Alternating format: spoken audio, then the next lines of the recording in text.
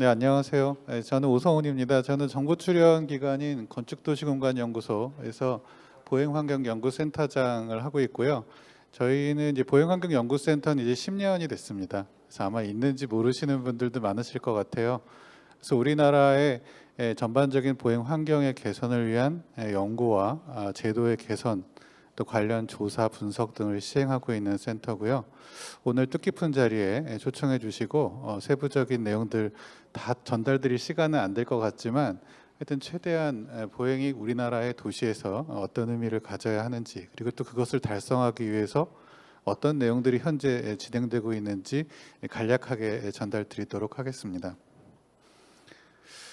그래서 보행 환경이 가지는 내용에 대해서는 아마 제가 이제 보행 환경 센터장을 오래 하다 보니까 주변에 계시는 많은 분들에게 이제 여러 가지 의견을 듣습니다. 근데 이제 실질적으로 보행 환경이 굉장히 중요하지 않나요? 이렇게 여쭤보면은 그렇게 생각하지 않습니다. 이런 분은 거의 없어요. 대부분 보행 환경이 중요하다라는데 동의를 하시는데, 그 중요한 보행 환경을 달성하기 위해서 그러면은 어디까지 양보를 다른 걸 해주시겠어요? 하고 여쭤보면은 딱히 뭐 당장 중요한 당면 과제가 많은데 뭐 그렇게까지, 이런 분들이 많고, 실질적으로 우리나라에서 보행자 교통 사망자 수가 굉장히 OECD에서 이제 거의 최악 그룹에 속해 있습니다. 그리고 이제 여러분들이 체감으로 느끼시는 보행 환경의 편의성도 상당히 낮은 그런 걸 볼 수가 있는데요. 근데 그럼에도 불구하고 그런 것들을 개선하기 위해서 우리가 어떤 것들의 우선순위를 조정할 것인가라는 지점으로 가면은 글쎄요, 딱히 그렇게까지 우리가 양보해야 되나? 이제 이런 부문별 의견들이 상당히 아직도 많은 걸 볼 수 있고요. 그래서 실질적으로 보행 환경 자체는 우리가 일반적으로 교통 차원에서 A점에서 B점까지 빠르게 이동하는 보행이라는 교통 수단으로서의 의미를 보기가 쉬운데요. 근데 그런 것보다는 삶의 한 가지의 형태, 체험의 한 가지의 종류로서 포기할 수 없는 우리 일상생활을 유지하는 굉장히 중요한 활동 중에 하나다, 이렇게 볼 수가 있고, 그 일례를 보시면은 지금 보시면 이제 소셜 인터랙션이라고 하죠. 그래서 사회적으로 얼마만큼 사람들, 주변 사람들과 교류하고 의사소통할 수 있는가를 생각해 봤을 때 보행 환경을 가지고 보행을 통해서 이동할 때 그 비중이 가장 높다. 보시면은 자동차를 가지고 이동할 때는 빵빵 뭐 이런 것도 소셜 인터랙션이겠죠. 비교하라고 하는 것도. 하지만 그런 것보다는 우리가 일상생활에서 많은 보행 활동을 할 때 그런 소셜 인터랙션이 늘어나게 되고, 이것은 아주 재미있는 건데 조금만 뒤집어 생각해 보시면 지역 경제 활성화와 직결된다, 이렇게 볼 수 있습니다. 왜냐하면 차를 타고 예를 들어 영등포구를 통과하시는 분은 매연과 도로의 분진을 발생하시긴 하지만 여기서 뭔가를 구매할 가능성은 적거든요. 근데 여기서 만약에 보행을 통해서 어떤 활동을 하시게 되는 분들은 일단 좀 걸으시면 쉬셔야 되죠. 물도 한 잔 마시셔야 되고 배도 고파질 겁니다. 또 여기에 있는 시설물들, 박물관들, 미술관이나 학교나 이런 부분들도 이용하시게 되겠죠. 따라서 보행 활동이 강조된다라는 것은 단순하게 보행 교통이 안전하게 이루어질 수 있다라는 측면도 있겠지만 그 지역의 활성화와 밀접한 관련이 있다, 이런 부분들을 아주 근원적으로 우리가 이해할 필요성이 있다, 이런 말씀 드리고 싶고요.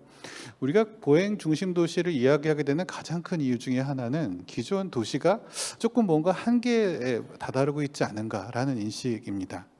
우리나라뿐만 아니라 세계의 많은 도시들이 최근 10년 또는 20년간 보행 중심성을 강화하기 위해서 굉장히 많은 정책적인 노력, 또 제도적인 노력, 또 사업적인 노력을 해오고 있습니다. 그 이유는 뭐냐면 기존의 도시, 집합적 도시 체계라는 것이 더 이상 비용을 감당하기 어렵다. 그리고 효율성이 너무 낮다. 그리고 컨트롤되지 않는, 어떤 제어되지 않는 도시의 영역들이 너무 많이 남아있다라는 것이고, 그걸 해결하기 위해서 아무리 많은 시설물과 많은 기술과 아무리 많은 세금을 투입해도 뭔가 나아지는 게 없더라는 것이죠. 그래서 우리의 도시는 왜 이렇게 많은 사람들이 많은 노력을 하고 있는데 왜 나아지지가 않는가? 이런 부분이 왜 해결되지 않는가라는 것이 이제 근원적으로 현행의 도시에 대한 문제의식이라고 할 수 있습니다. 또 한 가지 차원은 그런 시스테매틱한 비효율성을 떠나서 개인적 체험의 문제에 있어서도 우리는 굉장한 문제에 봉착하고 있다는 것이죠. 굉장히 서울이 발전하고 영등포가 발전했는데 이전에 비한다면 많은 발전을 했다고 볼 수 있을 것입니다. 근데 개개인 시민들의 삶은 이 체험은 일상의 체험은 왜 그닥 나아지지 않는가라는 부분에 대한 의문을 갖게 되고 불편하고 불쾌하고 비험한 도시들이 일상 이런 장면들에 대해서 우리는 되게 익숙하시죠? 하지만 이런 장면들을 제가 이제 보행 관련 학회에 가서 이런 사진을 부끄럽게 보여지는 경우에는 굉장히 놀라는 분들이 많습니다. 어떻게 학생들이 이런 방식으로 이면도로의 활용을 이런 방식으로 방치하고 있는가에 대해서 심각하게 받아들이는 분들이 의외로 많더라라는 것이죠. 우리는 근데 이런 부분을 이미 대수롭지 않게 생각한다라는 것 자체가 우리가 처한 환경이 현재 뭔가 좀 문제가 있구나라고 말씀드릴 수 있을 것 같고요. 또 한 가지는 비윤리적인 부분입니다. 이 4.539란 숫자는 우리나라에서 오늘 하루에 집에 돌아가지 못하게 되시는 보행자 교통 사망자 수입니다. 매일 저만큼의 숫자의 사람들이 집에 돌아갈 수 없게 되는데요. 이 부분은 OECD 평균치의 2.5배 정도에 해당하는 정도의 굉장히 심각한 수준이고, EU나 미국에서는 이 부분을 제로로 만들기 위해서 1.2명 정도 되는데 이걸 제로로 만들기 위한 정책들이 다양하게 구사되고 있지만 우리나라도 많은 노력을 하고 있습니다. 지난 5년 10년간 상당히 많은 개선은 있었는데 문제는 우등생들이 더 많이 잘했기 때문에 그 격차는 좁혀지지 않고 있습니다. 따라서 OECD 최하위권을 아직도 면치 못하고 있고요. 근데 이제 이 부분은 뭐 이렇게 사고가 날 수도 있겠다라고 생각하실 수 있지만 대체로 보행자 교통 사망 사고는 이제 어린이와 노인들, 즉 사회적 약자에 집중되고 있고요. 또 미국이나 유럽의 연구를 보면은 이제 이퀴티 측면에서 저소득층이 집중되어 있는 구간에서 이 보행자 교통 사망 사고가 더 집중되는 것을 알 수 있습니다. 또 사회의 불평등성에 대해서도 이 부분이 이제 기여를 하고 있다 이렇게 말씀드릴 수 있고요. 따라서 이 숫자가 별거 아닌 것 같지만 여러분이 오늘 이 토론을 마치고 빠르게 목적지로 귀가하시거나 이동하시기 위해서 이 정도의 사망자, 희생자가 매일 발생하는 게 당연하다. 그럴 수도 있지라고 생각하신다면 과연 그게 문명사회의 기준에 부합되는가? 우리의 윤리적 기준에 부합되는가를 질문드리지 않을 수가 없고 이 부분은 뭔가 근본적인 가치체계의 우선순위의 변경이 필요한 게 아닌가라는 질문을 하게 되는 거죠. 여러분이 운전을 하시거나 또는 어떤 교통수단을 이용하실 때 조금 더 빨리 가기 위해서 이만한 희생을 감수할 만한 가치가 있는 것인가라는 거에 대해서 대부분의 선진 사회에서는 그렇지 않다. 이 숫자는 0이 되어야 한다라는 부분이 비전제로 정책이라는 이름으로 이미 10년 이상 강력하게 추진되어 왔고요. 그 성과들이 도시 공간 구조의 변화, 제도적인 변화 또는 문화적인 변화에 따라서 이제 많은 도시들에서 그런 작업들이 이루어지고 있다. 하지만 우리는 아직도 이 비윤리적인 효율성에 대해서 뭔가 심도 있는 논의가 이루어지지 않고 있다. 이런 말씀 드릴 수 있을 것 같아요. 또 한 가지는 도시 승용차 중심 체계의 한계입니다. 이 사진 굉장히 유명한 사진인데 보시면은 대중교통 체계를 이용할 때, 자전거를 이용할 때, 승용차를 이용할 때입니다. 그래서 유사한 크기의 집단들이 A점에서 B점까지 이용할 때 사용되어야 되는 도시 공간의 크기가 되는데요. 이 도시 공간의 크기는 결국 공짜가 아닙니다. 영등포구의 도심지의 한 평의 땅값이 어느 정도 될까요? 그 공공도로도 어차피 하나의 어떤 값어치를 지닌 리소스인데 그런 자원들을 이 개인들이 얼마만큼 점유하는 것이 합당한가라는 부분에 대해서 고민이 필요한 것이고요. 또한 이 자동차는 다니는 주행 공간만 필요한 것이 아니라 주차 공간과 또 일터에서의 주차 공간, 또 쉼터에서의 주차 공간이 다 필요하겠죠. 근데 대부분 자동차들의 이용 행태에 대한 조사 분석을 보면 일반적으로 자동차는 하루에 9%만 실제로 운행하고 나머지 91%는 주차되어 있다라고 얘기를 합니다. 그래서 이런 부분들을 봤을 때 우리가 도시 공간을 얼마만큼 비효율적으로 쓰게 되는가라는 것들을 우리가 알 수 있다는 것이죠. 그래서 이런 부분을 해결하려고 많은 노력들을 하고 있습니다. 제가 사실은 이 사진에 넣을까 말까 고민했는데 제가 이제 7017 보행 사업 이후에 영향평가 연구도 했습니다만은 그래서 더 공정하게 말씀드릴 수 있을 것 같아요. 어쨌든 이런 사업들이 가지는 긍정적인 효과는 있습니다. 근데 저는 이거를 이제 또 하나의 랜드마크 사업이라고 생각을 하는데요.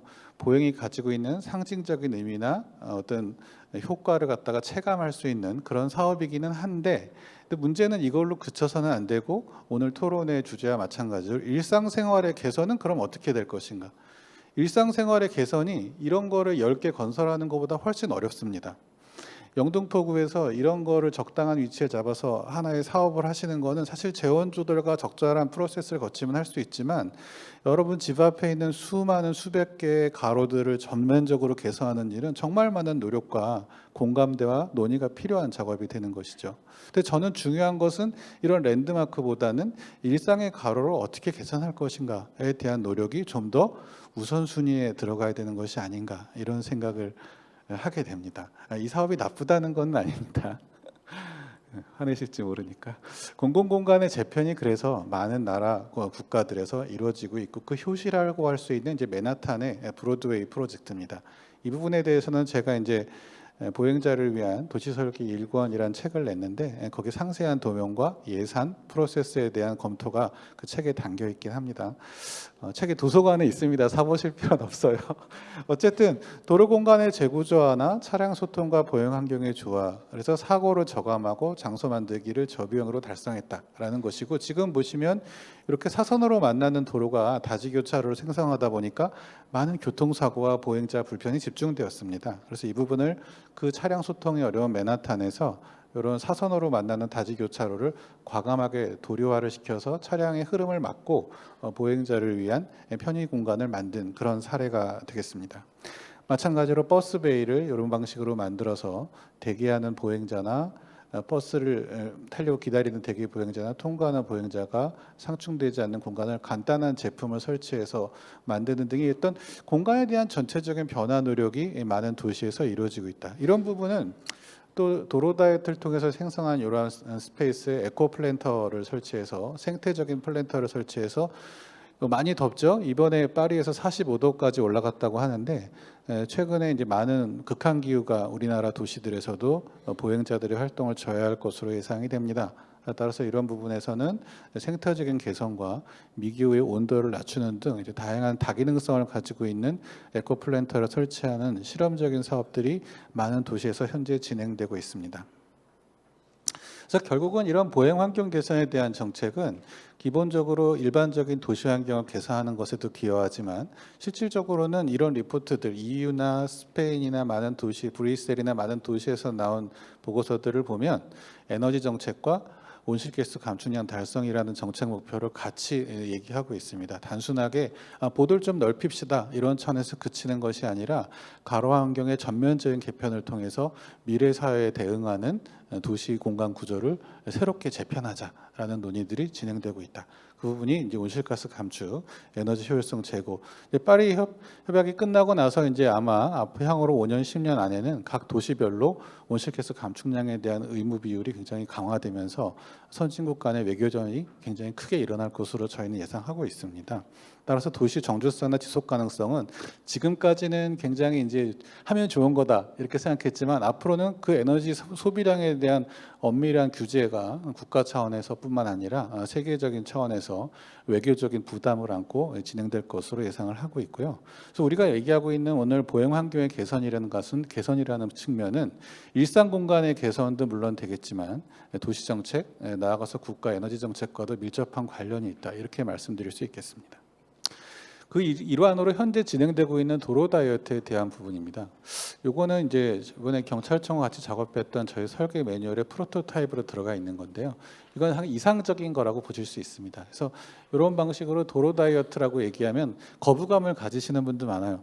멀쩡한 도로를 왜 다이어트하냐, 잘 다니는 차를 왜 막느냐, 이렇게 생각할 수도 있는데, 당연히 그런 거는 의미 있는 말씀이라고 생각을 합니다. 다만 우리가 불필요한 차로나 불필요한 차선이 있다고 하면, 또 과도한 차로폭을 가진 도로가 있다고 하면 차로폭을 좀 좁게 만들고, 또 불필요한 차로는 줄임으로써 그 도시 공간, 비싼 땅을 조금 더 종합적인 기능을 활용할 수 있지 않겠는가, 이런 생각을 하게 되는 것이고요.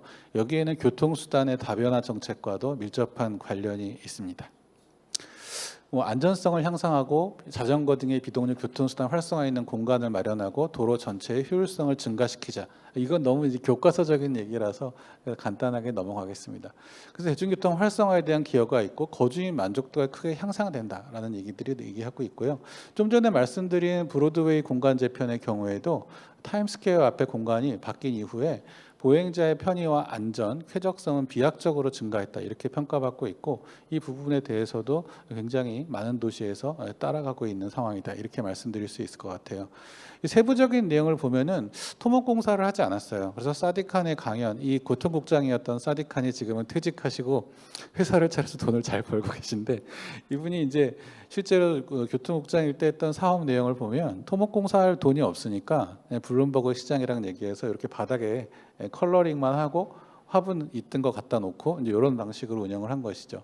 그리고 마찬가지로 요것도 보시면 알겠지만 굉장히 허접합니다. 싸구려예요. 이런 거 그냥 막 갖다가 놨어요. 근데 사람들은 너무 좋아해요. 왜냐하면 아시다시피 맨하탄의 오픈 스페이스가 몇 개의 파크를 제외하고는 근접한 거리에 있는 오픈 스페이스가 많지 않았거든요. 그래서 이런 방식의 개선이 굉장히 많은 주민들의 호응을 얻었고 자전거 도로를 설치한 내용이고요. 마찬가지로 이런 것도 없으면 그냥 이렇게 칸막이로 막아서 화분 몇 개 갖다 놓고 그냥 시민들이 쓰도록 이렇게 도로 다이어트를 하는 것이고 이 부분은 노상 주차면의 일부를 베어 먹어서 앞에 카페라든지 기타 시설물이 있을 때 이 공간 자체를 쉬어갈 수 있는 워커블 시티 많이 얘기했는데 가장 중요한 요인 중에 하나는 시터블 시티입니다. 보통 사람이 500m에서 1km 정도 걸으면 한번 휴식의 욕구가 생기게 되는데요. 그때 내가 앉을 수 있는 공간이 도처에 있다 그러면 내가 보행 트립을 시작할 수 있는 디맨드가 좀 더 커진다. 이런 연구들이 있습니다. 그래서 이런 것들이 많았고요. 그다음에 요거는 버스 베이인데 지금까지 버스 베이는 보통 안으로 베어 먹는 거를 많이 생각하셨죠. 하지만 최근에 미국의 DOT에서 지침을 보시면 버스 베이는 내미는 곳으로 전환되고 있습니다. 왜?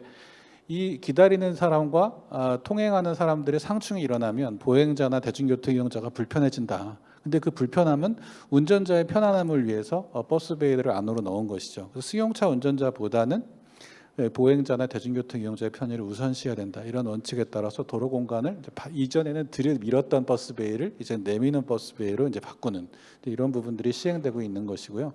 마찬가지로 도로 다이어트란 공간을 자전거라고 하는 대체 교통 수단이 활성화될 수 있는 루트로 이용하는 부분이 있겠습니다.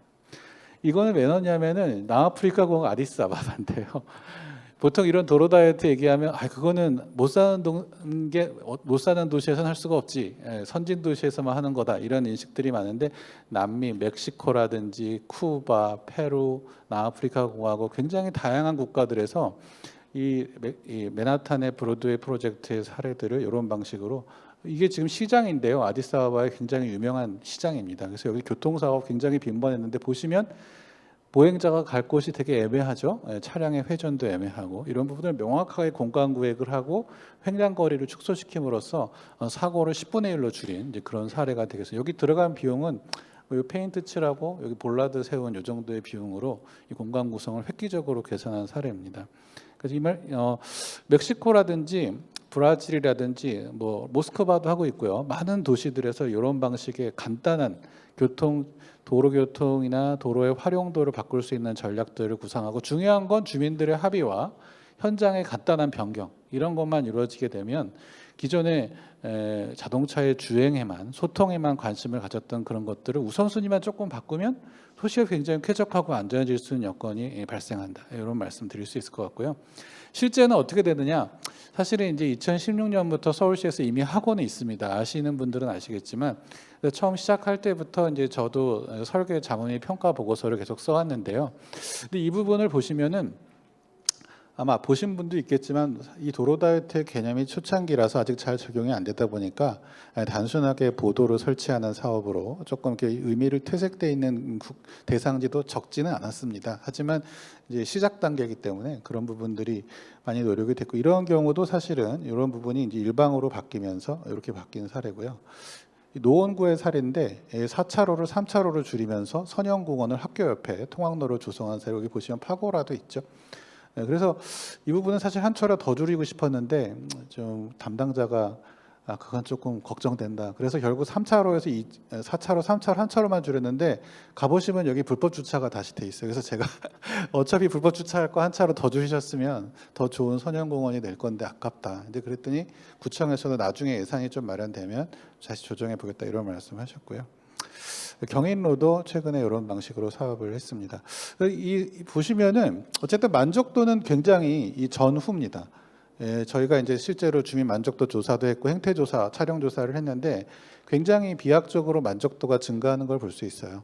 보행자들의 편의가 굉장히 증가하고 안전성도 증가하는 것을 볼 수가 있고, 그래서 이런 부분들은 지속적으로 이제 확대가 될 것으로 예상을 하고 있습니다. 세부적인 내용은 한가하시고요.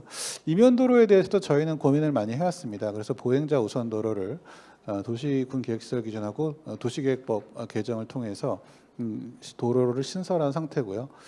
보시면은 서울시에서는 12m의 소로 연장의 70%, 그 중에 이제 전체 35% 정도만 보도가 있습니다. 보차 구분이 없는 경우 굉장히 많고, 보시면 6m 미만 도로에서의 위험성이 굉장히 크다, 이렇게 보실 수가 있고요. 그래서 대체로 보시면 교통사고 사망자나 부상자가 12m 미만 도로에서 굉장히 많이 발생하고 있는 걸 볼 수가 있고, 그래서 유럽에서의 선진 사례들을 보시면 전체적으로 길에 사람들이 자유롭게 통행하는 걸 원칙으로 하되 차량의 일부 구간에만 허용하는 이런 방식을 많이 운영하고 있습니다. 그래서 가로시설물 자체는 최소화시키는 것들이 바람직하고요. 그리고 보차 구분을 명확하게 했을 경우에는 보행자의 영역이 그만큼 줄어든다. 그리고 횡단이 필요할 때 반드시 특정 지점에만 허용하게 되면 특히 상업가로라든지 주거지역에서 현실적으로 그렇게 이용하시지 않거든요. 그런 부분에 대한 변경도 이제 같이 추진할 필요가 있다. 그래서 이건 런던의 엑시비션 로드인데요. 보차 구분이 거의 없고, 그리고 사람들이 실제로 통행 권한이 주어지는 이제 그런 도로가 되겠습니다. 마찬가지로 주거지역의 도로들도 이건 홈존인데요. 마찬가지로 보차 구분을 명확하게 하지 않는 이런 도로들이고, 우리나라의 도로교통법 개정안 현재 이제 국회에 계류 중입니다. 이제 올해 안에 통과가 되기를 저희가 이제 계속 기다리고 있는 상황이고요. 국내의 사례는 엑시비션 로드 아까 말씀드린 대로 이제 진행한 사례 가장 유명한 사례고요. 이 사례를 바꿔서 굉장히 전체적인 호응을 많이 받았던 이제 그런 사례고, 빌비엔의 사례 이런 부분도 시청광장을 보차 혼용광장으로 바꾼 사례가 됩니다. 그래서 20존 보이시죠? 그래서 이런 방식으로 사람이 자유롭게 다니니까 차는 조심해서 지나가라, 이제 이런 취지로 만들어 놓은 거고, 국내 사례는 14년의 경인로입니다. 그래서 이런 방식으로 운전자를 조금 유도할 수 있는, 주의를 유도할 수 있는 패턴을 저희가 설치를 했던 내용이 되고요. 마찬가지로 교차로는 별도 패턴을 적용했던 것이고, 이런 화단을 조성하는 경우도 있었고, 교차점에서 이런 마찬가지로 작년에 했던 사례인데요. 이런 방식으로 이제 전체적으로 환경 개선을 한 사례가 되겠습니다. 그래서 이런 세부적인 내용들은 다 말씀드릴 필요는 없을 것 같고, 관심이 있으시면 이제 저희 연구소 홈페이지에 오시면 연차별 평가 보고서와 현황 보고서가 올라와 있습니다. 한번 살펴보시길 바라고요. 현재 시범 사업 이렇게 많이 준비가 됐고, 법률적 기반이 올해 조금 보완될 가능성이 있습니다. 이제 끝으로 보행 중심 도시에 대한 추진 전략인데요. 그리고 보차 구분 도로는 어느 정도의 차로폭이나 차선 다이어트를 통해서 보행자 공간을 확충할 필요성이 있다. 이 부분도 지금 학교 앞에 스쿨존을 일방으로 줄이면서 CKN을 조성했는데요. 주민 만족도 엄청나게 올라갔습니다. 이런 부분을 확대해달라는 민원을 계속 구청에서 받았고요. 마찬가지로 보차 미분리 도로는 보행자 우선 도로화 하면서 운전자 행태 개선, 경관 개선, 이런 부분은 사실은 지역 활성화와 밀접한 관계를 가지고 있다, 이렇게 보실 수 있습니다. 어디나 볼 수 있는 아스팔트 뒷골목을 누가 일부러 찾아갈까요? 근데 그 이면도로가 적절하게 개선되면 많은 사람들이 찾아올 수 있는 공간이 될 것입니다. 마찬가지로 차량과 보행자 교차점 횡단보도 개선인데요. 이런 방식으로 이제 내민 보도들, 제가 저희 연구소는 세종시 이제 기관 이전 때문에 세종시에 있는데요. 이런 작업들 세종시에서 굉장히 많이 하고 있습니다. 운전자는 많이 화를 내죠. 근데 보행자들은 많이 좋아. 그래서 이런 방식으로 내민 보도, 보행 중앙서, 공식 횡단보도를 설치하는 방향이 필요하다. 그리고 자전거 도로인데요. 자전거 도로는 주차와 방해되지 않도록, 주정차가 자전거 도로를 방해하지 않도록, 그리고 자전거도 하나의 차량이기 때문에 보행자와 상충되지 않도록, 그리고 자전거도 주차를 해야 되기 때문에 조그마한 주차 시설을 굉장히 많이 넣어주는 이런 방식으로 자전거 도로 체계가 전체적으로 마련될 필요가 있다. 그리고 또한 결국은 도시 교통 분담률에서 수용차를 줄이겠다라는 명시적인 목표 설정이 전체 도시 차원에서 필요하다, 이런 말씀이고요. 또 장소성 제거를 통해서 가로 활성화가 필요하다. 그리고 교통사고가 너무 많이 일어나는데 그것도 줄여야 되겠다. 이런 정도가 아마 많은 의제가 될 겁니다. 특히 이러한 환경의 조성은 단순하게 말씀드린 기능적인 측면뿐만 아니라 최근에 우리가 많이 갖고 있는 도시의 재생, 지역의 활성화, 그다음에 지역에 있는 많은 사람들의 편의성과 매력성, 그리고 거기에 거주하고자 하는 욕망, 이런 것들, 애착성이라고 하죠. 지역 애착성, 이런 것들을 제거하는 데 있어서 이 보행 환경의 개선은 굉장히 큰 의미를 갖고 있다, 이렇게 말씀드릴 수 있을 것 같습니다. 전체적인 내용들을 이렇게 정의할 수 있고, 그래서 보행자 중심의 도시 정책을 시행한다라는 것은 개별 도시나 어떤 마을에 있어서 미래지향적인 도시로 개편하는 것을 의미한다, 이렇게 총 정리 말씀드릴 수 있을 것 같습니다. 네, 감사합니다.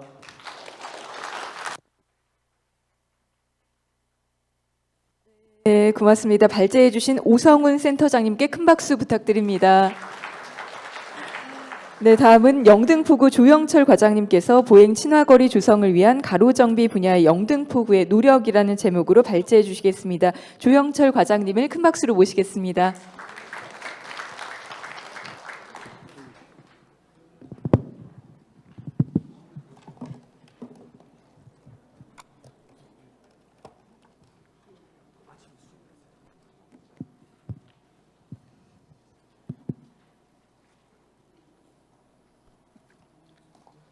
안녕하십니까. 민원출기 출범 1주년을 맞이하여 탁 트인 영등포의 추진 성과 비전을 공유하기 위한 3대 민생 현안 보행 친화 집중 토론회 가로정비 분야 주제 발표자 조영철 과장입니다.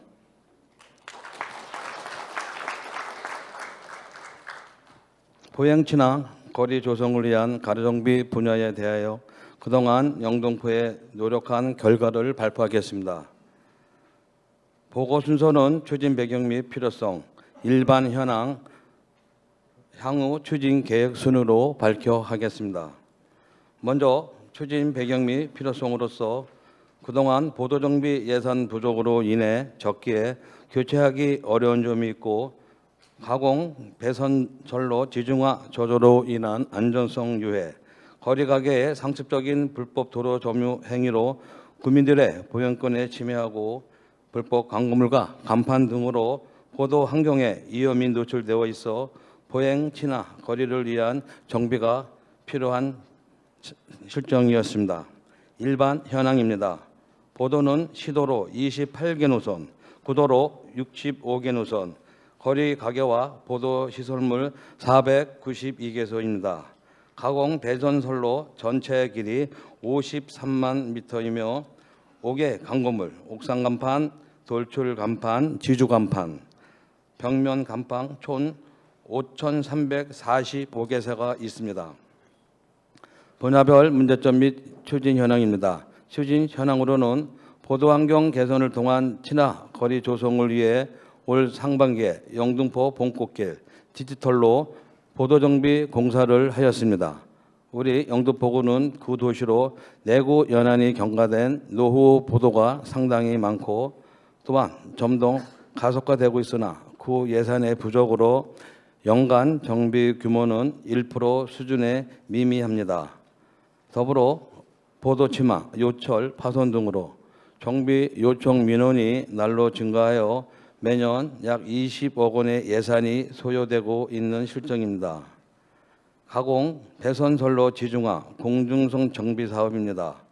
우리 구에서는 2013년부터 2015년까지 19억을 투입하여 1차로 양평로 지중화 사업을 하였습니다. 하반기에는 46억 원을 투입하여 2차 양평로 지중화 사업할 예정입니다. 공중성 정비 실적은 2018년도 신길 1동, 신길 4동, 신길 6동 일부 지역 24억 8천만 원을 투입하여 정비하였습니다. 불법 거리가게 정비 사항입니다. 가로 정비를 통한 보행환경 개선으로 영등포 가로가게를 3월 25일 영등포역 3거리에서 영등포 시장 4거리 거리가게 58개소를 30개소로 축소하였습니다. 추진 과정에서 거리가게 소유자와 소통으로 아무 충돌 없이 정비하여 언론의 주목을 받기도 하였습니다. 이 외에 영등포역 뒤편 동부광장, 영등포역 5번 출구, 영등포시장 남문 입구 거리가게를 정비하였습니다. 특히 여의도 봄꽃축제, 물레동 영일 마늘시장, 여의나루역 거리가게 단속 결과 총 4,400건, 과태료 5,600만 원을 부과 징수하였습니다. 또한 보도상 영업 시설물은 매년 갱신되어 운영하고 있습니다. 불법 광고물 정비 사항입니다. 쾌적한 거리 환경을 조성하기 위하여 불법 광고물 정비를 연중 실시하고 있습니다. 정비 대상은 유동 광고물 현수막, 전단지, 입간판 배너, 고정 광고물, 벽면 간판, 돌출 간판입니다. 주요 추진 방법으로 불법 광고물 부착 방지 시설, 수거 보상제, 흔적 지우기 사업 등을 추진하고 있습니다. 주요 추진 사업으로는 보도환경 개선 사업, 양평로 지중화 사업, 공중선 정비 사업, 영등포 시장 동문 주변 정비 사업, 영등로 LED 간판 교체 사업, 영등로 보행환경 개선 사업이며 보도환경 개선을 위하여 학교 주변 안전 플러스 사업과 영등로 보도정비 사업을 보행자의 편의 시설을 구축하고 구 도로와 이면 도로를 조사하여 장애인 안전 시설을 만들겠습니다. 또한 양평로 지중화 공사 추진 사항입니다. 사업 위치는 양화대교 남단부터 당산역 구간 800m이며 사업비는 46억, 도로변 전신주와 통신주를 지중화하여 막힘없는 도시 건강을 조성하도록 하겠습니다. 탁 트인 영등포 조성을 위하여 공중선 정비 사업으로서 거미줄처럼 복잡한 전력선, 통신선, 인입선, 배선 등을 정비를 위하여 공중선 정비 사업에 17억을 투입하여 탁 트인 영등포를 조성하겠습니다. 사업 비용은 한국전력과 통신업체가 전액 부담하고 있습니다. 영등포시장 동문 주변 가로 정비는 아크로타워 아파트 주변에 위치한 길이 380m입니다. 정비 대상은 총 55개소, 깡통시장 점포와 물건 적침료 15개소, 영등포시장 북문 도로 무단 점포 40개소, 지난 5월 31일 영등포시장 상인화와 간담회를 통해 물건 적침물 정비와 도로 무단 점포 40개를 철거하였습니다. 하반기에는 영등로 LED 간판 교체 사업을 실시하여 도시 안전을 저해하는 불편, 간판을 깔끔하고 아름답게 디자인된 에너지 절약형 LED 간판으로 교체하겠습니다. 영등로 보행환경 개선 사업을 추진하여 우리구 관문인 영등포 역앞 390m 구간 27억 원을 투입하여 보도 블록 교체 정비, 가로수 수정 변경, 버스 정류장 이전 및 통합, 기타 지장물을 이미지 개선 정비하여 7월 30일까지 쾌적한 거리로 만들겠습니다. 향후 추진 계획입니다. 보도환경 개선 사업을 철저하게 추진하여 보행로 안전사고 예방과 쾌적한 보행환경 개선에 최선을 다하겠습니다. 가공 배선로 지중화 종합 계획을 수립하여 단계별 예산 확보와 한전과의 지속적인 협의를 통해 공정 배선전 지중화를 공중성 정비에 노력을 다하겠습니다. 또한 쾌적한 거리 환경을 조성하기 위한 거리각의 관리를 철저히 기하겠습니다. 마지막으로 보도환경 개선 사업 추진을 위하여 불법 광고물 부착 방지 시설, 수거 보상제 확대와 광고물 감시만을 통한 보행환경 친화 거리를 조성하겠습니다. 이상으로 발표를 마치겠습니다. 감사합니다.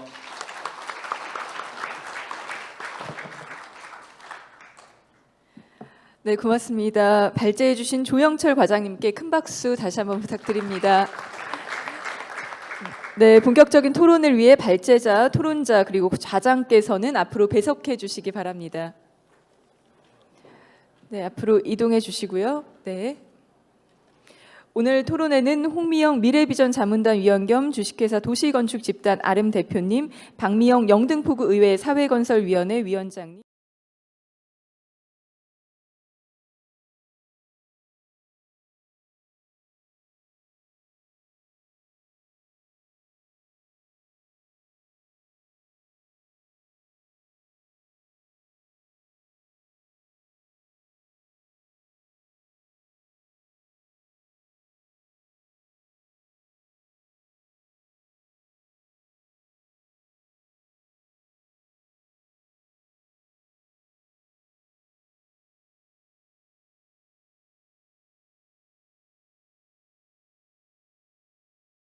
이렇게 뭐 소통과 협치라는 말씀을 해주셨는데 지역 현안에 대해서 아마 제 기억으로는 25개 구청 중 유일하게 이런 토론회를 갖고 여러 주민들의 의견과 전문가의 의견을 듣는 것 같습니다. 굉장히 의미 있는 자리에 또 여러분들이 빛을 내주시는 게 아닌가라는 생각이 드는데요. 아무래도 오늘 말씀드릴 제 주제가 보행이라는 부분이잖아요. 어떻게 보면은 이 보행이라는 것은 가장 도시민들한테 평등한 공간이다라고 볼 수가 있습니다. 우리가 집을 나서고 직장을 갈 때면 항상 보도를 통해서 어딘가에 목적지를 가게 되는데 그만큼 우리한테 가장 친숙한 대상이고 또 하나 우리가 즐길 수 있는 도시의 서비스다라는 공간이 이 보행이라는 것들을 만들어질 수 있을 것으로 보여집니다. 오늘 이제 두 가지의 중요한 발제들을 해주셨는데요. 이것들에 대해서 오늘 세 분의 토론자를 모셨습니다. 먼저 우리 영등포 구의회의 사회건설위원회 위원장이신 박미영 위원장님을 소개시켜드리겠습니다. 네. 그리고 박미영 위원장님의 말씀을 저희가 좀 듣고요. 두 번째는 우리가 사회적으로 여론적으로 보행 공간을 또 어떻게 생각할지 서울신문의 황비용 기자님을 통해서 말씀을 듣도록 하겠습니다. 그리고 마지막으로 서울연구원의 유경삼 박사님이 보행 공간의 서울시 정책이나 전반적인 보행 환경에 대한 이야기를 통해서 정리를 해드리도록 하겠습니다. 예, 유경삼 박사님입니다. 그리고 이렇게 세 분의 토론을 좀 듣고요. 또 두 분의 발제자의 얘기와 함께 여러분들의 또한 의견을 저희가 열심히 한번 듣도록 하겠습니다. 우선 그럼 박미영 위원장님 말씀을 듣도록 하겠습니다. 안녕하세요. 영등포 구의회 박미영 사회건설위원장입니다. 다시 한번 인사드리겠습니다. 네. 1992년 브라질 리우에서요. 인류가 추구해야 할 방향에 대해서 중대한 선언을 했습니다. 환경적으로 건전하고 지속 가능한 발전이라는 발전 방향입니다. 오늘 보행 친화 도시를 규정하면 환경적으로 건전하고 지속 가능한 발전이라고 생각됩니다. 앞에서 발제해 주신 내용 중에 도시 녹지의 재구조화, 도로 다이어트, 에코플랜트 개념 그리고 우리 조영철 과장님께서 우리 설명해 주신 그런 많은 사업 중에 영중로 보행환경 개선 사업 또 결국은 지속 가능한 발전과 또 인간의 복지 중에 가장 기본이 되는 생활 복지 개념으로 이해할 수 있다고 생각합니다.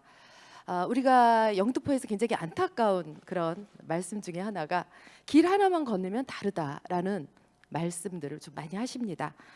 이거는 다른 구에 비해서 우리 영등포구가 좀 떨어진다, 열악하다라는 이제 말씀인데요. 앞으로 우리가 오히려 길 하나만 건너면 영등포를 부러워하는 그런 자부심을 갖는 그런 날이 오기를 기대하고 오늘 이 토론회가 문제 해결 과정으로 생산적인 정책 대안을 제시하여 주민과 함께 구청과 구회가 노력해서 탁 트인 영등포를 구현하는데 기여할 것으로 생각합니다.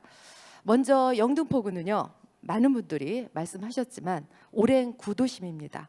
그렇지만 2030 서울 플랜에 의해서 3대 도심으로 승격되었습니다. 그래서 강화문과 강남에 이어서 영등포는 명실상부한 정치, 경제 또 교통의 중심지로 재탄생을 지금 준비하고 있고요. 또 오늘 우리 토론의 주제인 보행 친화 도시로 또 업그레이드 할 것이라고 전망됩니다. 우리 이 보행 친화 도시는 사실 전 세계적인 선진 도시에서 이미 이루어졌다고 생각을 하고요. 또 아름답고 견고하고 안전한 그래서 또 예술적인 그런 도시로 브랜드 가치를 높여서 유럽에서는 많은 관광객들을 불러 모으고 있습니다. 우리 영등포구 사회건설위원회에서는요 딱 한 달 전 6월 3일 날 안전하고 아름다운 보도 만들기 워크숍을 구의 사상 최초로 개최한 바 있습니다. 오늘 우리 보행 친화 도시와 일맥상통하는 내용이라고 볼 수 있습니다.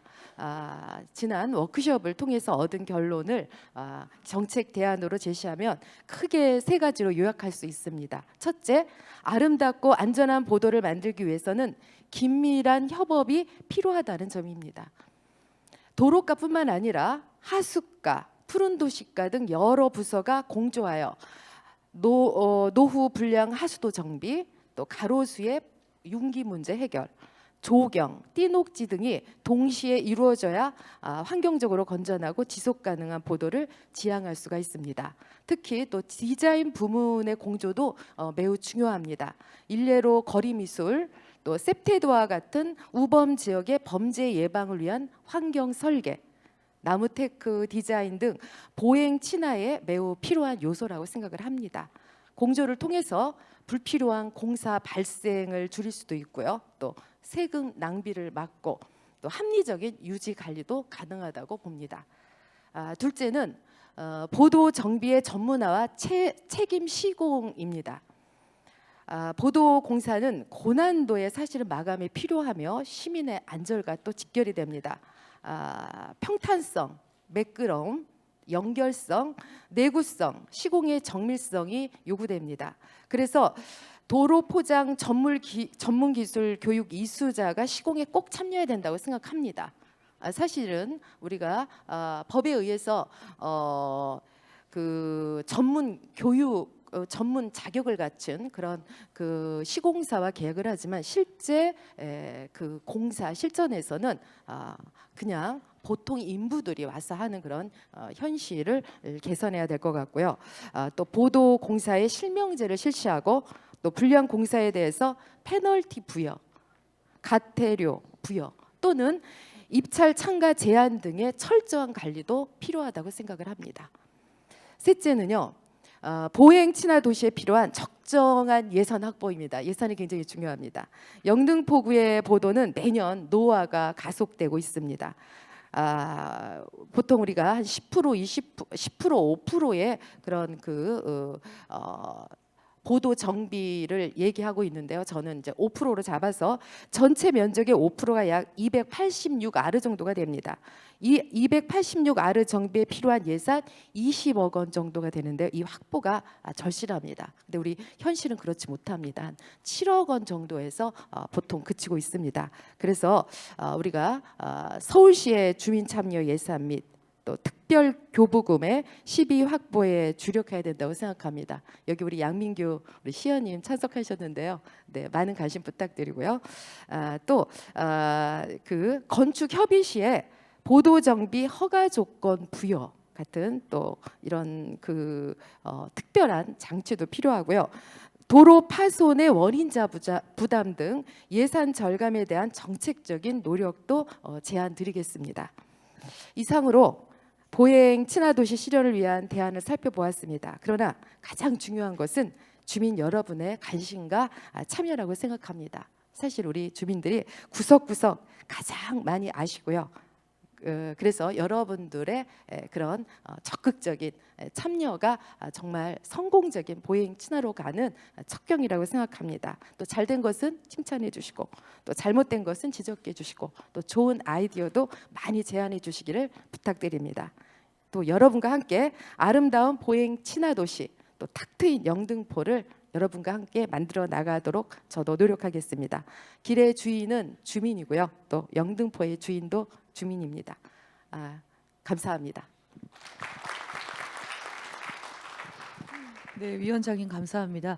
위원장님은 아마 이렇게 보행 친화 도시를 통해서 영등포구의 또 하나의 브랜드 가치를 만들 수 있을 것이다 이런 말씀을 해주셨습니다. 그렇게 하기 위해서는 도로가, 하수가, 푸른 도시가, 기타의 문화가에 이르는 부서들끼리 칸막이를 없애고 협업을 해서 종합적인 대안을 만들자라는 말씀을 해주셨고요. 그러기 위한 부분이 공사에서도 굉장히 중요하다라는 부분, 그리고 마지막으로 적정 예산을 잘 확보해서 이런 것들이 적재적소에 들어가게 하자라는 말씀을 해주셨습니다. 아마 거기에서는 주민들 의견이 중요할 것 같다는 생각이 들고요. 여기 계신 위원장님, 구의원님, 시의원님을 비롯해서 정말 예산을 잘 확보해 주시리라 생각하고 있습니다. 그럼 다음 우리 황 기장님 말씀을 듣도록 하겠습니다. 예, 안녕하십니까. 서울신문 황비용 기자입니다. 예. 지금 이제 보면은 탁 트인 영등포라는 슬로건 자체가 어떤 그 보행 환경을 좀 염두에 두고 이렇게 한 거라는 생각이 들었습니다.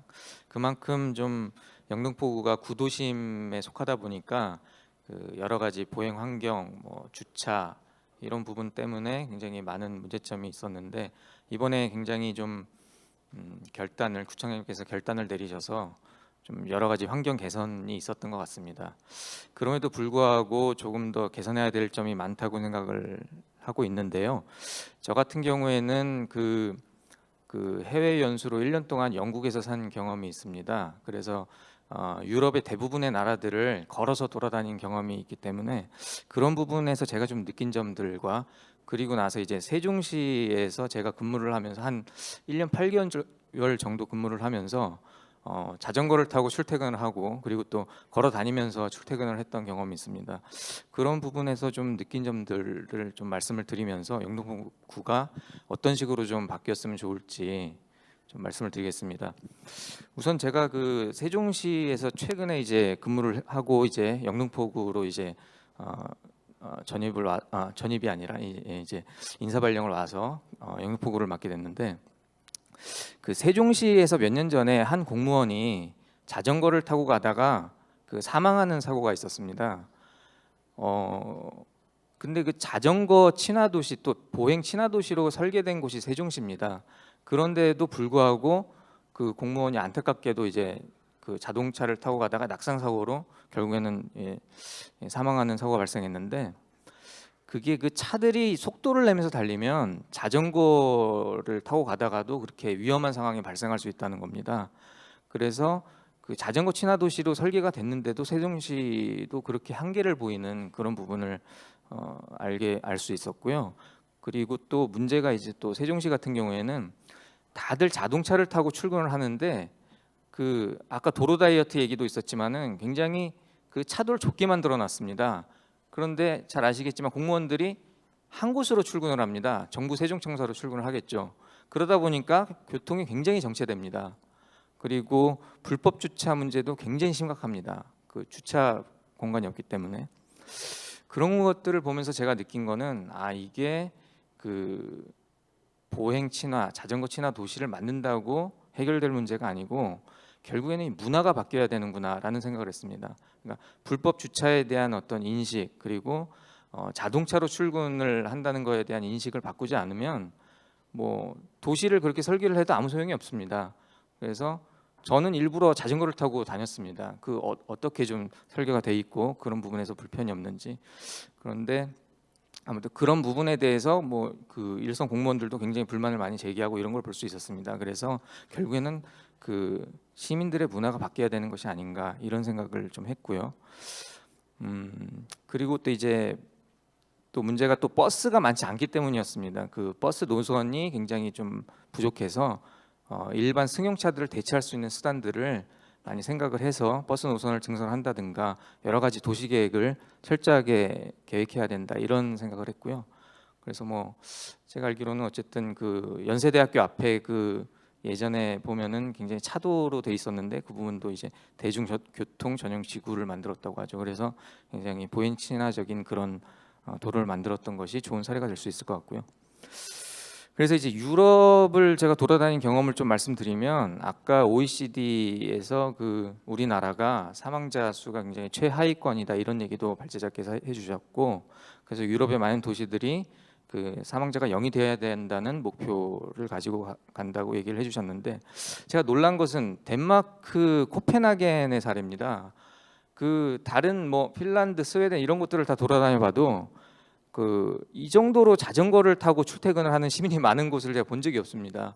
굉장히 특이한 경우인데 북유럽에 굉장히 자전거를 타고 출퇴근하는 경우가 많은데 덴마크 코펜하겐은 그 자전거 도로 자체가 자동차 도로처럼 돼 있습니다. 정말 신호등도 딱 지키게 돼 있고요. 그리고 그 가는 방향, 오는 방향 이게 다 구에게 나눠져 있습니다. 그 정도로 굉장히 잘 돼 있고 그거를 시민들이 전부 다 잘 이용을 하고 있습니다. 그러니까 그 민관이 합동으로 그렇게 좀 의식도 바뀌고 좀 협력을 해서 그렇게 좀 만든 개념이라고 볼 수 있겠습니다. 그래서 그런 부분을 좀 벤치마킹하면 좀 뭐 보행 친화 도시 혹은 뭐 자전거 친화 도시 이런 부분을 만들 때 굉장히 도움이 많이 될 것 같고요. 그리고 또 유럽의 대부분의 나라들은 그 교차로에서 그 사고가 나지 않도록 많이 돼 있습니다. 왜냐하면 거의 다 원형 교차로로 설계가 돼 있습니다. 뭐 다 아시는 분도 계시겠지만은, 그래서 저도 이제 운전을 해봤는데 처음에 적응하는 데는 굉장히 어렵습니다. 원형 교차로를 돌아서 빠져나가는 출구가 굉장히 많거든요. 그래서 처음에는 어렵지만 차들이 원활하게 소통을 할 수 있도록 그렇게 도로를 만들어 놨습니다. 그래서 또 신호 체계가 없기 때문에 걸어 다니는 사람들이 그걸로 인해서 교통사고를 발생할 염려가 별로 없게 되겠죠. 그래서 그런 부분이 굉장히 좀 벤치마킹할 사례가 아닌가 이런 생각이 들었고요. 그래서 이제 우리 서울시를 보면 대부분의 차로에 불법 주차가 만연돼 있고, 아까처럼 이제 보행 친화 도시를 설계를 하더라도 불법 주차를 하면은 소용이 없겠죠. 그래서 보행자 사고 위험도 크고요. 그래서 도로 다이어트를 설계할 당시에는 불법 주차가 발붙이지 못하도록 그 면밀하게 조사해서 설계를 할 필요가 있겠고, 그리고 또 녹지를 활성화하는 그런 정책이 병행되고, 그러면 미세먼지 감축 그리고 온실가스 감축도 실시킬 수 있기 때문에 일석이조의 효과가 되지 않을까 이런 생각을 해봤고요. 그래서 좀 도로 다이어트를 하더라도 좀 그 늘어난 공간을 어떻게 활용할 것인가 이런 부분에 대해서 근본적인 고민이 필요하다고 생각합니다. 그리고 또 그런 부분을 아까 사진을 통해서 많이 접하셨겠지만 그 시민들의 소통 공간이나 문화 공간으로 만들면은 관광 활성화에도 도움이 되고 또 주민들의 삶의 질이 높아지지 않을까 이렇게 생각을 합니다. 그래서 좀 정리를 하자면은 전반적으로 보행자 우선 도로 이런 부분도 아까 보셨듯이 그런 부분을 정착시킬 필요가 있는데, 보행자를 우선하는 시민 의식이나 그 운전자의 의식이 선행돼야 된다 이렇게 생각을 하고요. 그리고 아무래도 그 서울시 또 영등포구도 마찬가지고요. 불법 점유, 불법 주차가 아직은 좀 많이 있는 것으로 보입니다. 그래서 그런 부분을 좀 더 없애기 위해서는 좀 문화적인 측면에서 좀 시민 의식이 좀 더 업그레이드 돼야 된다 이렇게 생각을 하고, 그래서 그 이제 또 영등포구를 보면 그래도 50년 묵은 그런 현안이라고 제가 들었는데, 영중로 그 보행환경 개선이라든가 영등포역이나 영등포 시장의 노점상 정비 같은 부분을 한 거에 대해서는 굉장히 고무적으로 생각을 합니다. 하지만 앞으로 또 그 부분을 유지 관리해 나가는 게 중요하다고 생각을 합니다. 그래서 영등포구뿐만 아니라 그 영등포 주민들도 다 같이 좀 이렇게 의식을 변화시킬 수 있는 그런 계기가 좀 마련이 되었으면 좋겠고요. 그래서 앞에서 여러 발제자분들이 말씀하신 보행 친화적인 환경을 영등포구에서 또 구축할 수 있도록 다각적인 노력이 필요하다 이렇게 생각합니다. 감사합니다. 예, 황 기자님 감사합니다. 황 기자님은 오늘 말씀 중에 이런 얘기를 해주셨네요. 먼저 시민이 보행과 자전거를 이용하는 문화가 매우 중요하다 이런 말씀을 해주셨고요. 또 이미 보행 친화가 되거나 자전거가 활성화된 도시에 대한 시사점을 저희가 충분히 숙지를 해서 이런 걸 우리가 어떻게 적용할 수 있을지 찾아보자라는 말씀을 해주셨고, 마지막으로 보행 친화 도시가 된다 하더라도 불법 주차나 가로특 녹화 또는 시민을 위한 쉴 수 있는 공간을 잘 마련하는 종합적인 대안이 필요하다라는 말씀을 해주셨습니다. 마지막으로 우리 유경상 박사님 말씀을 들으면서 서울시 정책과 또 이 보행 친화 도시에 대한 것들을 한번 들어보도록 하겠습니다. 안녕하세요. 서울연구원의 유경상입니다. 여러분 아시는 분은 아실 수도 있고 모르시는 분은 모르실 수도 있는데요. 서울연구원은 그 서울시의 교통 문제, 도시 문제, 환경 문제, 복지 문제 등 여러 분야의 그 정책 연구를 담당하고 있는 출연 연구 기관입니다. 오늘 그 어떤 경제 활성화 측면, 온실가스 측면, 그리고 에너지 절감 측면에서의 그 보행 도시가 갖는 의미에 대해서 오성훈 박사님의 그 발전 내용 잘 들었고요. 그리고 그 특히 보도 정비라든지 그다음에 전선 지중화 작업들, 이 영등포구의 많은 노력들이 지금 있는 걸로 알고 있는데 그 부분에 대해서 그 박수를 쳐드리고 싶습니다. 아시다시피 그 서울시가 2012년도에 보도블록 10개명을 발표를 했죠. 그래서 보행 환경의 첫 번째 첫 단추로 이 보도 정비부터 시작을 했습니다. 방금 전에 그 박미혁 그 위원장님도 말씀하셨는데 사실 보도 블록 자체부터 시작을 해서 그 이후에 2014년도에 인도 10개명이라는 것을 또 발표를 했죠. 그래서 보도 블록뿐만 아니고 보도상의 뭐 적치물이라든지 각종 그 시설물들을 정비를 하는 사업부터 서울시가 시작을 했습니다. 그리고 그걸 필두로 해서 2014년도에 그 연세로 대중교통 전용지구도 만들었고요. 그리고 최근에는 이제 도심을 녹색교통진흥 특별대책지역으로 이렇게 지정을 했죠. 2017년 3월달에 지정을 해서 안 들리시나요? 예, 죄송합니다. 그 2017년 3월달에 지정을 해서 지금 그 저희 연구원과 서울시에서 그쪽에 그 간선도로에 그 차로들 축소하는 계획들을 다 수립을 했고, 그다음에 수요도 승용차의 수요도 한 30% 정도 2030년까지는 감축을 시키겠다는 목표로 지금 여러 가지 정책을 지금 만들고 있습니다. 그리고 서울시가 이제 이런 사업뿐만 아니고 보행환경 개선지구를 지정을 해서 면적으로 이렇게 정비를 하거나 아니면 그 각 자치구에서 대표 보행거리 지원하는 사업들을 좀 지원을 하거나 여러 가지 보행 사업들을 하고 있었습니다. 그러나 이제 어떻게 보면은 그만큼 그 지원 그 개선 사업의 효과들이 이렇게 이제 시민들이나 국민들께서 체감을 하실 수도 있고 못 하실 수도 있는데 문제는 이제 그건 것 같습니다. 서울시가 하는 사업들은 사실 이제 시민들이나 국민분들은 다 같은 도로라고 생각을 하실 텐데요. 서울시가 관리하는 도로가 있고 그 각 자치구에서 이렇게 관리하는 도로가 있는데 사실 서울시의 전체 도로 연장이 한 8,700km 정도 되는데 그 중에 80% 이상은 자치구에서 관리합니다. 대부분 이제 서울시가 직접 관리하는 도로들은 이제 6차로 이상 큰 그 간선도로들이어서 서울시 예산으로 직접 이렇게 가로 정비도 하고 보도 블록도 교체하고 갖가지 이제 보행 환경 개선 사업들을 하는데 원래 간선도로 자체는 사실 그 전부터 이렇게 좀 정비가 많이 되어 있었고 그래서 아마 체감을 못 하실 것 같아요. 서울시 간선도로 같은 경우는 전선 지중화도 한 거의 60% 이상 다 그 지하로 이렇게 매설을 하고 이렇게 진행을 했었고요. 다만 이제 자치구에서 관리하는 나머지 80% 이상의 도로는 사실 자치구 예산의 사정에 따라서 굉장히 지역적으로 편차도 심하고 강남이나 서초나 성파 쪽은 그나마 이제 이면 도로까지도 정비가 잘 돼 있는데 이렇게 영등포처럼 구도심의 저층 주거지 단지라든지 금천구 다른 좀 재정 상황이 좀 안 좋은 자치구들은 사실 여러 가지 이런 보행 환경 개선 사업을 하는 게 굉장히 힘들다고 지금 듣고 있습니다. 그래서 서울시 예산 지원도 굉장히 요청을 하고 있는 걸로 알고 있는데 예산 지원하는 부분 같은 경우에는 제가 알고 있기로는 이제 도로법이라든지 재산법이라든지 여러 가지 법적인 제도적인 문제들이 좀 있어서 그 부분은 여기서 이제 논의로 해야 될 것 같고요.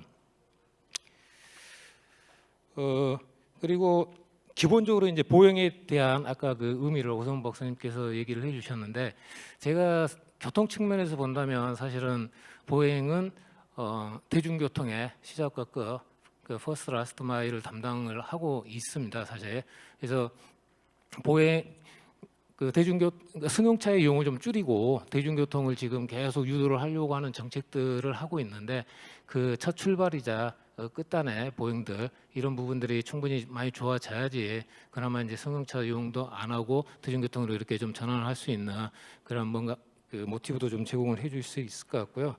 그리고 보행 자체는 또 도시 생활에서 꼭 뭐 이동을 위한 보행이 아니고 사실은 생활하는 데 있어서 필수적이죠.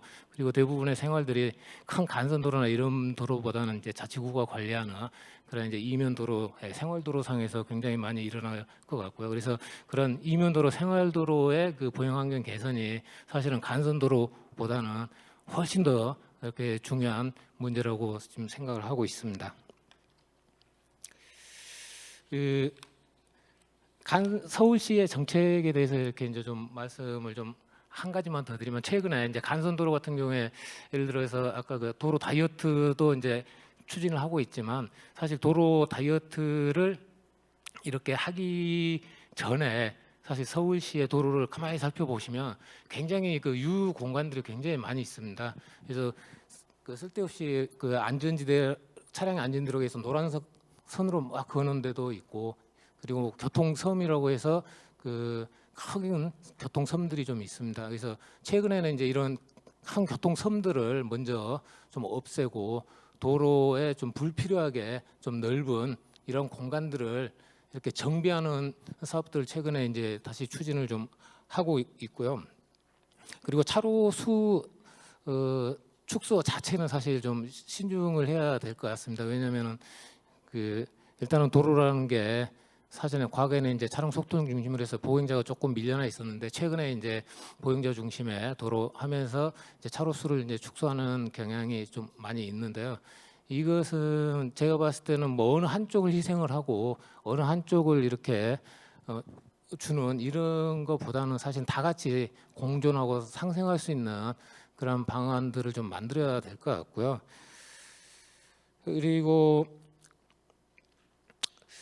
그런 측면에서 본다 그러면 이제 미국의 이제 27개 주 이상에서 이제 컴플릿 스트리트라고 완전한 도로라고 그런 정책들을 하고 있는데 그쪽 국가에서도 무조건 차량의 희생만을 강요하지는 않아요. 모든 그 도로의 이용자들, 뭐 자전거 이용자, 그다음에 뭐 차량 운전자, 대중교통 이용자, 보행자 모든 이용자들이 좀 그 공평한 그 권리를 가지고 이용할 수 있도록 하는 것이 목적이지 어느 한쪽을 희생을 해서 어느 한쪽을 좋게 하자 이런 정책은 아닌 걸로 제가 알고 있고요. 그리고 이제 자치구 서울시 측면에서 이제 간선도로 사업은 이제 서울시가 계속해서 이제 해 나가고 있는데 이 자치구 측면에서의 이제 보행환경 개선 사업이다 그러면 가장 중요한 곳이 이제 자치구가 관리하는 이 뒤에 생활도로 흔히들 이제 이면도로라고 얘기를 하는데 그 생활도로의 그 보행 환경을 개선을 하는 게 가장 중요한데 사실은 생활도로의 보행 환경을 개선을 하고 싶어도 이게 이제 주차 문제하고 긴밀하게 연계가 돼 있습니다. 생활도로에서 가장 안전을 위협하는 게 불법 주차 차량들이고 그런 차량들 때문에 이제 뭐 그 보행자의 시야도 확보가 안 돼서 갑작스럽게 사고가 나고 뭐 하는 것들인데 결국에는 이제 어제 그 민생 현안 토론회에서 주차 문제하고 뭐 청소 문제를 다뤘다고 하시는데 그 주차 정책하고 이 생활도로의 보행 환경 개선 정책은 따로가 아니고 하나로 이렇게 엮여져서 같이 좀 추진이 돼야 될 것 같고요. 그리고 이제 특히 그 생활도로는 12m 이하 도로 폭이 굉장히 작습니다. 다 소로입니다. 소로 같은 경우에는 12m 정도면은 차가 양방향으로 이렇게 교행을 하면서 양쪽에 3m 정도의 보도 폭원을 확보해 줄 수 있는 공간이죠. 12m 도로인 경우에는 그런 경우에는 사실 생활도로라고 해도 가급적 보도를 좀 확보를 해 주시는 게 좋을 것 같고 그리고 이제 12m도 안 되고 9m 정도 되는 도로에 9m면은 6차로에 양쪽으로 보도를 설치한다 그러면은 1.5m 사실 1.5m면 가로수 있고 뭐 있고 한다 그러면 유효보도 폭도 안 나올 겁니다. 그런 도로들은 사실 굳이 이렇게 힘들게 보도까지 설치를 해서 별로 이렇게 크게 유용하지도 않을 것 같은 그런 데는 아예 보도하고 차도의 단차를 좀 없애고 차라리 그런 도로는 아까 그 오성훈 박사님 말씀하셨듯이 보행자 우선도로로 그 지정을 해서 운영을 하고 구민들이나 주민들한테도 그 부분을 계속 홍보를 해서 그 도로는 이 보행자의 이동, 보행자의 통행이 우선권을 갖는다. 차량들은 무조건 조심해야 된다라는 것을 항상 그 인식할 수 있도록 그렇게 해주는 것이 좋을 것 같습니다. 뭐 두서없이 서울시 정책과 자치구에서 해야 될 일을 섞어서 말씀을 드렸는데요. 일단은 요약을 하자면 사실 간선도로의 도로 정비, 서울시가 관리하는 도로 정비 이런 부분들은 지금 열심히 서울시 차원에서 하고 있고, 그다음에 이제 자치구 차원에서 이제 해야 될 부분들은 생활도로의 이면도로의 그 보행 안전을 위한 보행 환경 개선 정비에 특히 이렇게 좀 힘을 쓰셔야 될 것 같다라는 점을 말씀드리면서 토론을 마치겠습니다. 네, 유 박사님 감사합니다. 유 박사님 말씀처럼 우리가 뭐 서울시가 많은 개선 사업을 하고 있는데요. 정말 우리 국민들이 조금 체감되는 것은 다소 적은 것 같다라는 좀 생각이 듭니다. 하지만 지금 자치구가 또 감당하고 있는 물량의 한 80%가 도로 폭언이라고 하니까 어떻게 보면 우리 위원장님들 뭐 의원님들 정말 힘쓰셔가지고 예산을 좀 전폭적으로 좀 밀어주셔야 될 것 같습니다. 이렇게 지역 편차까지 보도 환경에서 또 일어난다라는 게 좀 가슴 아프기까지 한데요. 제일 중요한 것은 어쨌거나 우리 주민들이 가장 만날 수 있는 이면가로에 대한 개선을 우리가 좀 더 우선시하면서 가져가야 될 것 같다라는 생각이 좀 듭니다. 어떻게 우리 발제자분 두 분께서도 조금 더 하실 말씀이 좀 있으신가요? 우리 오 박사님 그럼 한 말씀. 네, 세 분 발제자의 말씀을 너무 재밌게 잘 들었고요. 실질적으로 보행환경 개선에는 이렇게 얽혀 있는 부분이 상당히 많이 있습니다. 그래서 도로에 대한 부분도 있고 또 토목 시설이나 또 최근에 취수에 관련된 재해재난 관련된 부분도 있고 또 지역 경제과에 관련된 부분 또 이제 에너지나 환경 정책에 대한 부분도 다 이제 얽혀 있고 해서 사실은 이전의 보행환경 개선은 대체로 이제 교통사고 저감에 대해서 초점을 맞춰 왔다면은 최근의 보행 정책은 굉장히 다층적인 부분의 어떤 성과를 거두는 것을 목표로 논의가 되고 있는 것을 알 수 있습니다. 그래서 이런 부분에 대해서도 조금 종합적으로 발제자들께서 말씀해 주신 부분 포함해서 논의를 많이 해주셨으면 좋겠고 사실은 제가 보니까 아까 맨하탄 사례나 이런 다른 사례들도 여러분 같이 보셨지만 기술적으로 굉장히 대단한 기술이 필요한 건 아니거든요. 그리고 대단한 토목시설 사업이 필요한 것도 아닙니다. 그러니까 기존에 있는 도로나 우리 주변 환경을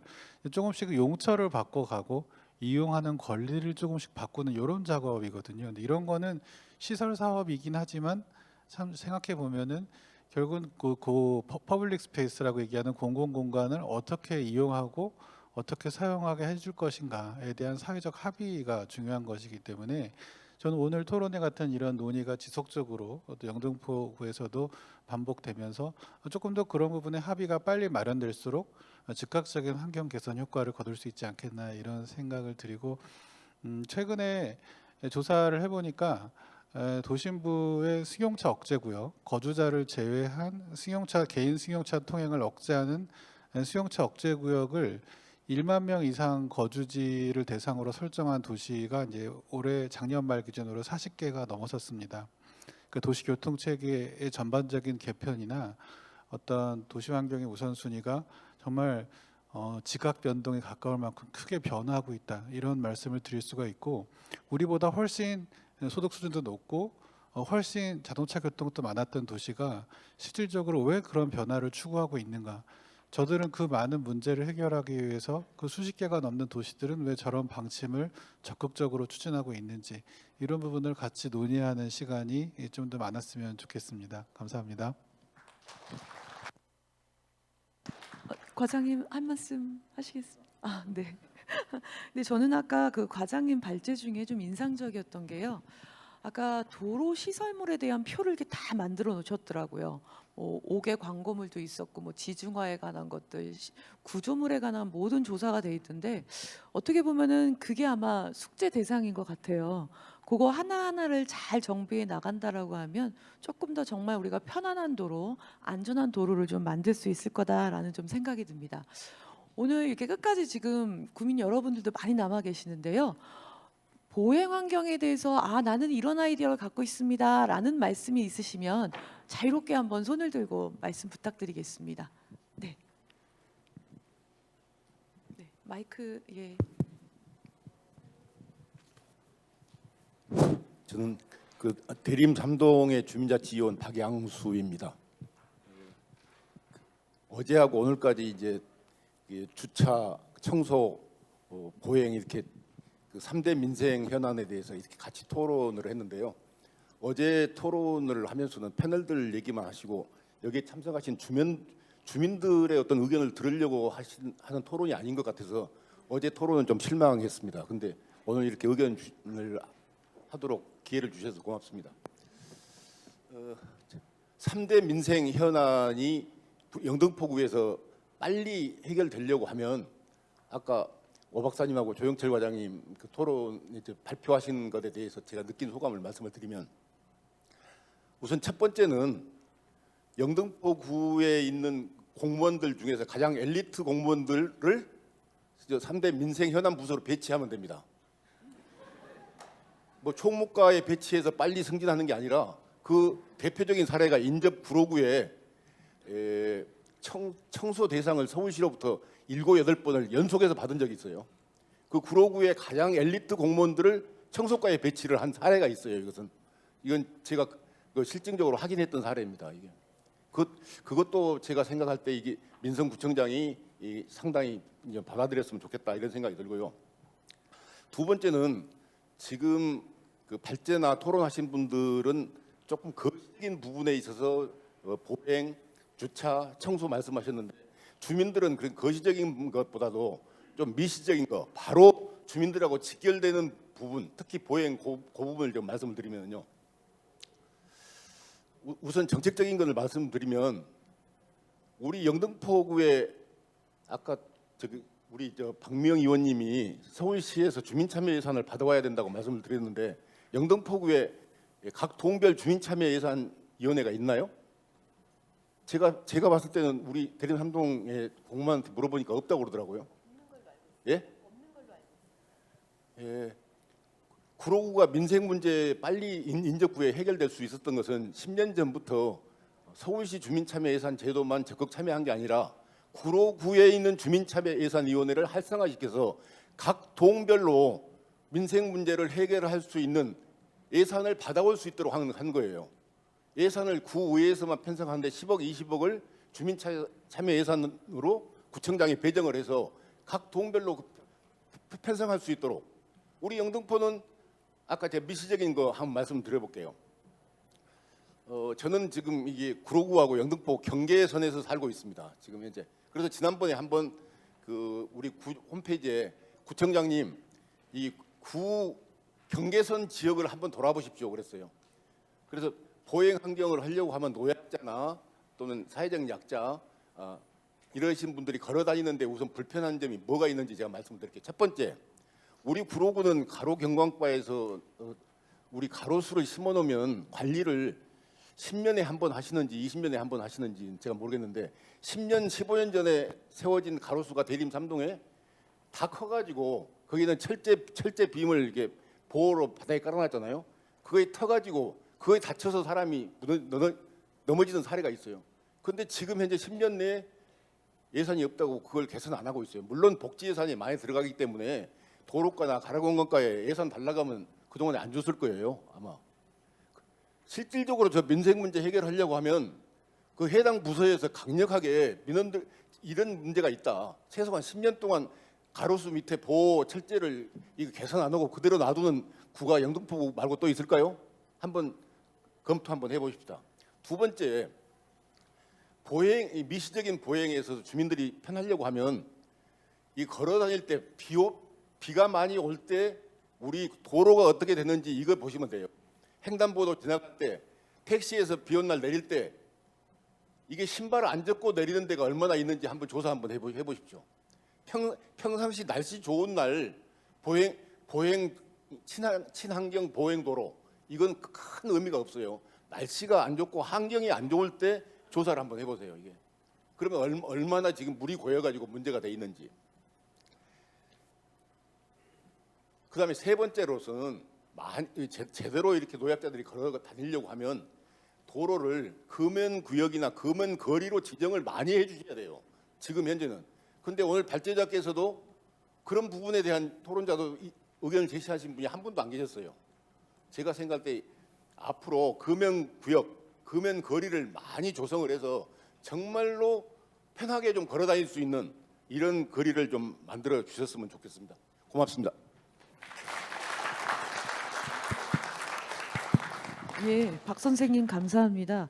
박 선생님 굉장히 실질적인 말씀을 좀 해주셨어요. 정말 생각하지 못했는데 엘리트 공무원이 관련 부서에 좀 배치됐으면 좋겠다. 그리고 어떻게 보면 지금 시에 있는 주민 참여 예산도 있지만 별도도 구에서도 이 주민 참여 예산을 좀 만들어서 적극적으로 동단위에서 이런 참여를 할 수 있는 방안을 좀 만들어 달라. 그리고 가로 환경에 대해서 아주 구체적으로 얘기해 주셨네요. 가로수와 가로 시설물에 대한 안전. 이거가 정말 가장 첫 번째겠죠. 저희가 뭐 걸어다니면서 다치는 일은 없어야 될 것 같다는 좀 생각이 들고요. 물고인 보도에 대한 환경까지, 그리고 노약자를 위한 어떤 편안한 거리 차원에서 금연거리나 구역 지정을 좀 해줬으면 좋겠다라는 말씀을 해주셨습니다. 또 주민 여러분께서 또 이렇게 좋은 의견 주실 수 있는 분 한번 손 들어주시면 저희가 마이크가 가도록 하겠습니다.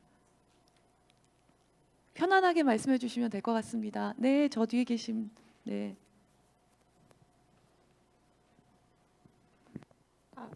저 앉아서 얘기해도 되나? 저는 저기 신길 3동에 대형 초중고를 이제 초중고 쪽에 있는 이제 그쪽에 아파트에 살고 있는 사람인데요. 다름 아니라 이제 아이들 이제 통학을 할 때 그쪽 주변에 이제 이면도로라든지 그쪽 주변에 가로수들이 너무 없어서 이제 아이를 직접 데리고 왔다 갔다 하는 부모로서 또 아이들도 너무 땡볕이 너무 강해가지고 너무 좀 힘들거든요. 특히 이제 거기를 가로수를 좀 많이 좀 심어 주셔서 아이들이 이제 그런 땡볕을 좀 피하고, 또 주변에 지금 거기가 재개발로 아파트들이 들어서고 있는데 그쪽에서 지금 여러 가지 공사 문제로 인해서 또 녹지 공간이 거의 좀 없다시피 하다 보니까 그 먼지도 좀 상당하거든요. 그런 거를 이제 좀 개선을 하고 싶은데, 그 개선할 때 좀 친환경적인 이제 보행 친화적인 말씀하신 그 아이들과 학부모, 그리고 이제 편하게 좀 다닐 수 있는 그런 거리를 좀 인도 위주의 도로라고 할까요? 그렇게 좀 만들어 주십사, 좀 아이들이 활기차게 거기 주변을 다닐 수 있는 그런 공간을 좀 인도를 좀 만들어 주셨으면 해서 이렇게 말씀을 드렸습니다. 특히 초중고 이런 학교 주변은 아이들이 대부분 차량을 자제시키고 많이 그러니까 직접적으로 통행을 좀 원하는 부모나 교직원이나 선생님들이 많이 그렇게 원하시고 계시는데, 그 정말 걸어 다닐 수 있게 정말 편하게 좀 이렇게 조경이라든지 가로수 식재 뭐 이런 것들을 좀 많이 좀, 그리고 좀 약간 어떤 그림 같은 거 도로 밑에 뭐 약간 좀 예쁘게 어떻게 보면은 좀 그렇게 아이들이 친근함을 가질 수 있는 그런 도로로서 거기를 조금 개선을 해주셨으면 해서 좀 말씀드리고자 이렇게 마이크를 들었습니다. 감사합니다. 네, 아무래도 아이들 통학이 가장 좀 우선시돼야 되는 것들 중에 하나가 아마 이면도로에 대한 정비일 것 같은데요. 이 부분에 대해서 우리 박 위원장님께서 한 말씀 좀 덧붙여 말씀드리도록 하겠습니다. 네. 좋은 질의 감사드립니다. 지금 질의하신 내용을 살펴보면 바로 어린이 안전, 보행 안전의 핵심인데요. 어린이가 마음 놓고 또 사회적 약자가 마음 놓고 걸어 다닐 수 있는 것이 바로 탁 트인 영등포의 그런 그 개념의 하나라고도 생각합니다. 대형 초중고 가로수 조경 부분에 대해서 시정 조치하도록 제가 구에서 노력을 할 것이고요. 또 우리가 공사 소음에 대한 문제도 저도 여러 번 지적했습니다. 그래서 우리가 재개발이 지금 활성화되고 활발하게 있는데, 특히 우리가 통학로 근처에 이런 재개발이 이루어지면서 공사 소음 문제, 또 먼지 문제에 우리 영등포구가 제대로 행정적인 그런 대처를 하지 못했습니다. 이 부분은 깊이 반성하고요. 관련 부서와 협력해서 이런 그 대기에 대한 문제, 또 소음에 대한 문제 해결하도록 하겠고요. 또 인도 위주의 그런 거리 조성, 또 아름다운 또 보도를 통해서 우리가 정말 영등포구가 살만한 그런 좋은 그런 도심으로 정말 발전하고 있구나라고 여러분들이 실상에서 느낄 수 있도록 저도 생활 부분에 있어서 더욱더 각별히 챙기도록 하겠습니다. 질문 감사드립니다. 또 다른 질문 있으시면 네, 말씀해 주십시오.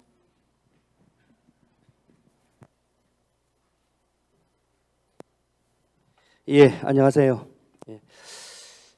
이 지역을 두고 있는 당산 2동 영등포동 지역을 두고 있는 이규선 의원입니다. 예, 본 지역에 와서 이 토론을 하기 때문에 질의를 또 한번 안 할 수가 없습니다.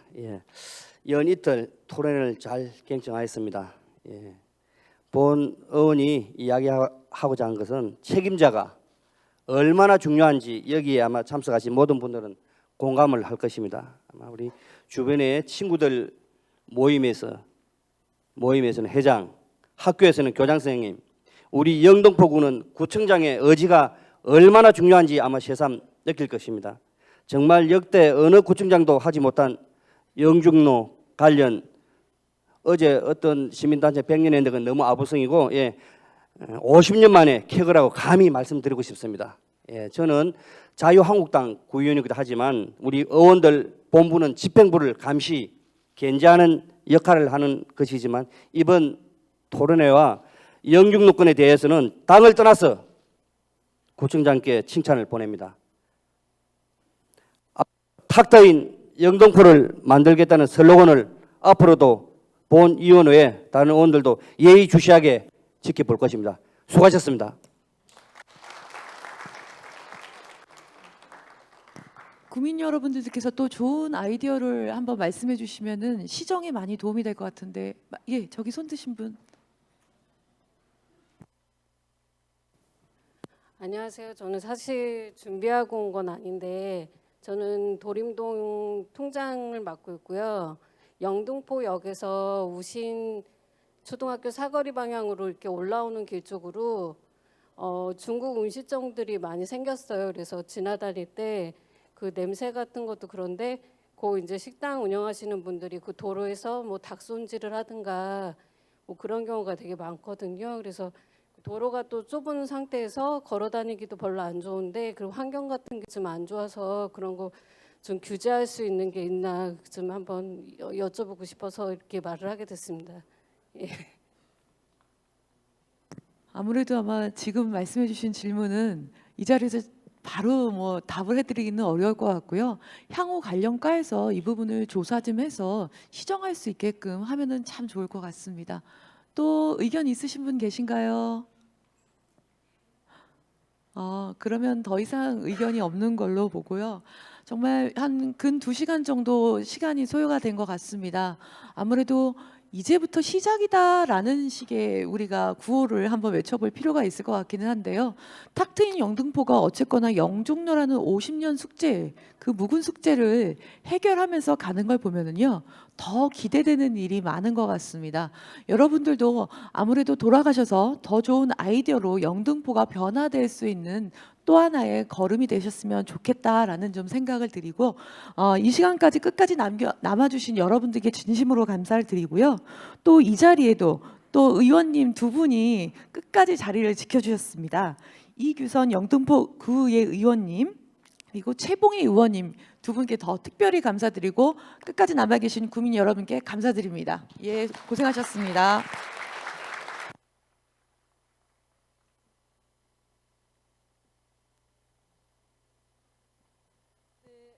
장시간 정말 고생 많으셨습니다. 이것으로 이틀간 진행된 3대 민